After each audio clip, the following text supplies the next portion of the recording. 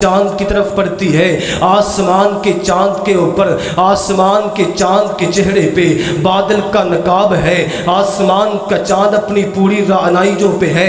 आसमान का चांद 14वीं तारीख है। कोई कोई सितारा नजर आ रहा है। जाबिर कहते हैं मेरे कदम बेसाख्ता कच्ची छत वाली मस्जिद नबवी की तरफ दौड़ पड़ते हैं। मैं जाता हूँ, कायनात के इमाम पैगंबर मस्जिद नबवी के सहन में सुरख चादर ओढ़े लेटे हुए हैं। कायनात के इमाम पैगंबर के चेहरे पे सुरख चादर का नकाब है। मैं आसमान के चांद को देखता हूँ, उसके चेहरे पे बादल का नकाब है। मैं कायनात के इमाम पैगंबर को देखता हूँ, आपके चेहरे पे चादर का नकाब है। फिर मेरी आंखों ने निज़ारा क्या देखा, कायनात के इमाम पैगंबर के चेहरे से चादर का नकाब हट रहा है। आसमान के चांद के चेहरे से बादल का नकाब छट रहा है। फिर मुझे कहने दीजिए यही बेहतर है वो पर्दे में ही रूपोश रहे, पर्दा जो हट जाए फिर किसे होश रहे। आसमान के चांद से बादल का नकाब छट रहा है, मदीने के चांद के चेहरे से चादर का नकाब हट रहा है। जाबिर कहते हैं मैंने देखा चेहरे नबुव्वत पे, चेहरे रिसालत पे मेरी नज़र पड़ती है। एक नज़र आसमान के चांद को देखता हूँ, एक नज़र मदीने के चांद को देखता हूँ, एक नज़र आसमान के चांद को देखता हूँ, एक नज़र ज़हरा के बाबा को देखता हूँ। और मेरे कायद कहा करते थे, जाबिर की ज़ुबान से बेसाख्ता निकले, कहा महबूब आपके चेहरे को देखता हूँ, यूँ महसूस होता है कसम है खालिक के कायनात की, आपके चेहरे को देख के ऐसा लगता है कि अगर आसमान के चांद को भी चांदनी मिली है तो तेरे चेहरे पुरनवार से मिली है। कि हद वहमो गुमान से बाहर हुस्न तेरा बयान से बाहर। हजरात वक़्त मुख्तसर है, मैं दूसरी खूबी बयान करूँ। मेरे नबी इस्लाम ने फरमाया अना अक्सरुल अंबिया ताबिअन यौमल क़ियामा, कल क़यामत का दिन आएगा सबसे ज़्यादा पैरोकार मेरे होंगे, सबसे ज़्यादा ताबेदार सारी उम्मतों से ज़्यादा उम्मत मेरी होगी। नबी इस्लाम को ये खुसूसियत बख्शी गई है। हजरात अब उम्मत की बात चली है, मैं क्यों ना यहाँ पे बात कर जाऊँ। हजरात तमाम अंबिया के साथी भी हैं, सिहाबी भी हैं, लेकिन नबी इस्लाम को जितने यार मिले वफादार मिले, जितने यार मिले पक्के मिले, जितने यार मिले मुखलिस मिले। मैं लाख आपसे मोहब्बत के दावे करूं, मैं आपके साथ मुखलिस नहीं, मेरे मोहब्बत के दावों का फ़ायदा कोई नहीं कि नहीं है मुझे गरज कोई दोस्तों के हुजूम से। जो तू मुझसे मुखलिस है तो तन्हा ही काफ़ी है। हजरात नबी इस्लाम के साथी जितने मिले सारे वफादार मिले। नबी सलाम के साथी ऐसे तो नहीं थे। मूसा अलैहिस्सलाम की कौम पे जिहाद फर्ज हुआ, कहा महबूब हजरत मूसा अलैहिस्सलाम को कहा इसहब अंत व रब्बुका फकातिला, मूसा तू जा, तेरा रब जाए, जा कर के रहो, हम यहाँ पे बैठे देख रहे हैं, लेकिन सदके और कुर्बान जाऊँ आमिना की लाल की असमत पे, आमिना के लाल की शान पे कुर्बान क्यों ना जाऊँ। मेरे महबूब को जो यार मिले हैं। हजरात एक मौका आता है, नबी इस्लाम मैदान जंग में है, एक सिहाबी नबी के पहरे पे खड़े हुए हैं, जिस्म पे कई जख्म लगते हैं, आखिरी वक्त आता है, जिस्म रूह से परवाज करने लगी है।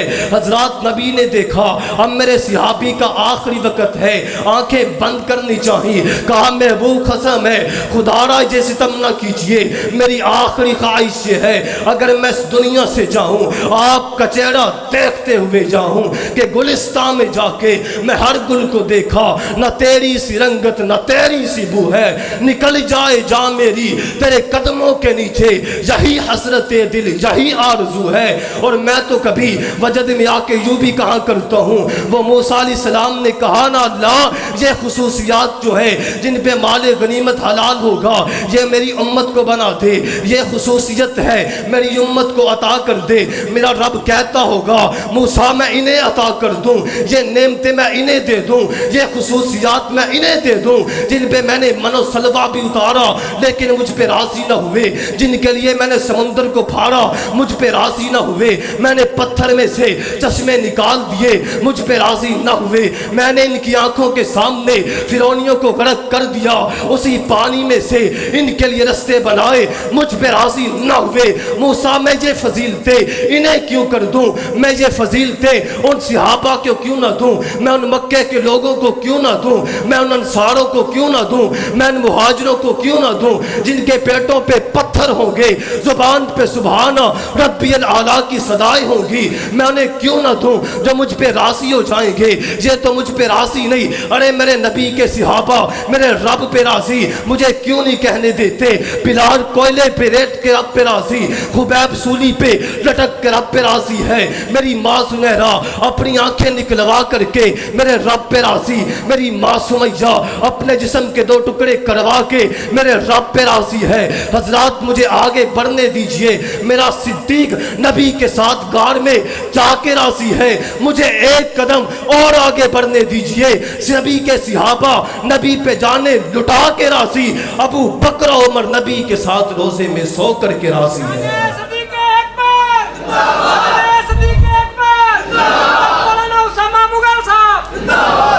زور لاؤ، زور سارے زور دینا۔ نعرہ تکبیر،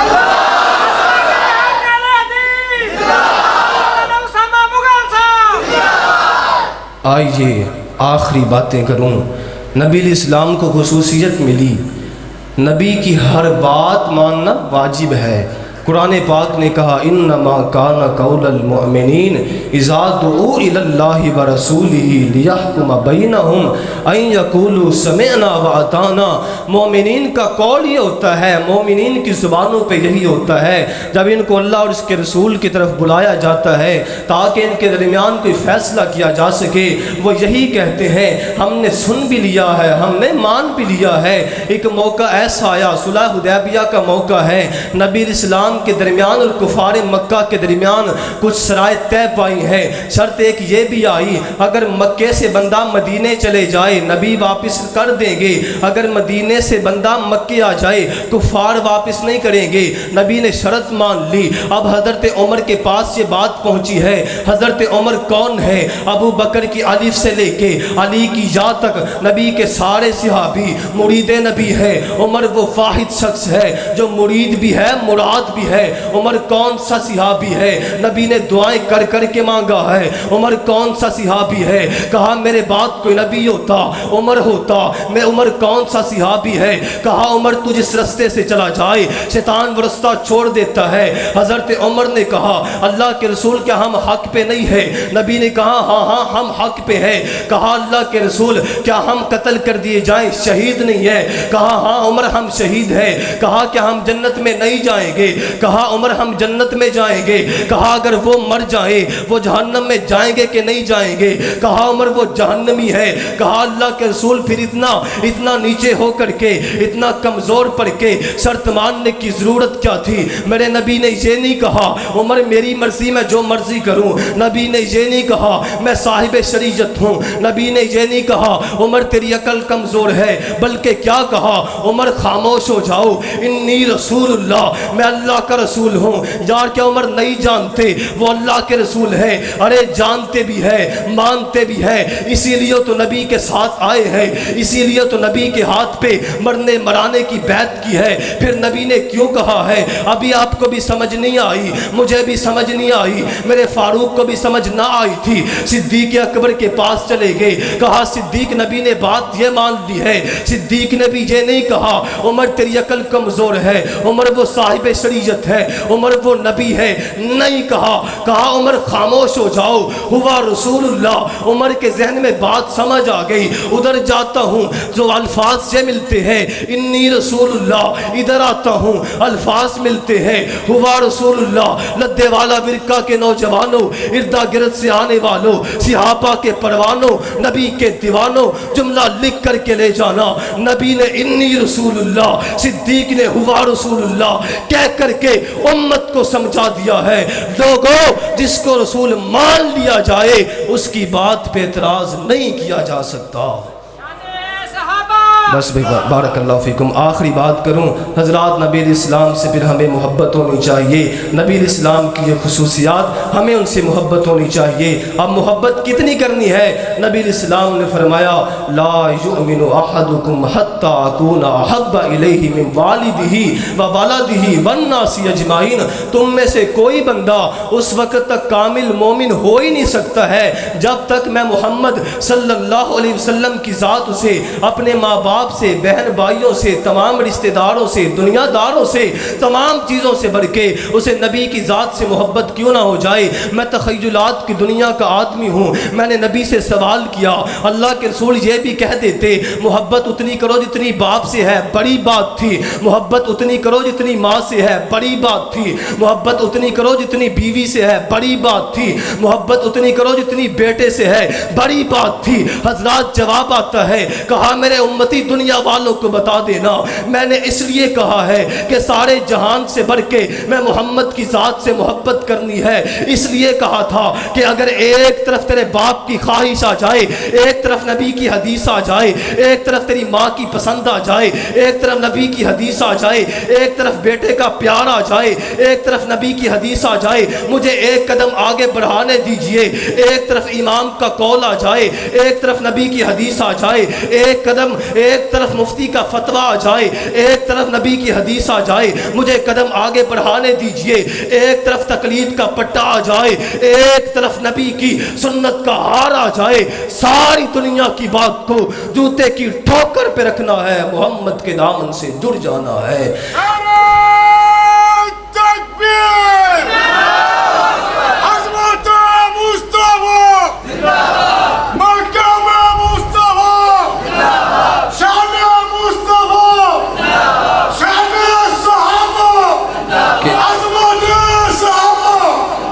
کہ اگر جنت میں جانے کا ارادہ ہو تمامی کا، اگر جنت میں جانے کا ارادہ ہو تمامی کا، گلے میں پہن لو کرتا محمد کی غلامی کا. وما توفیقی الا باللہ والسلام علیکم.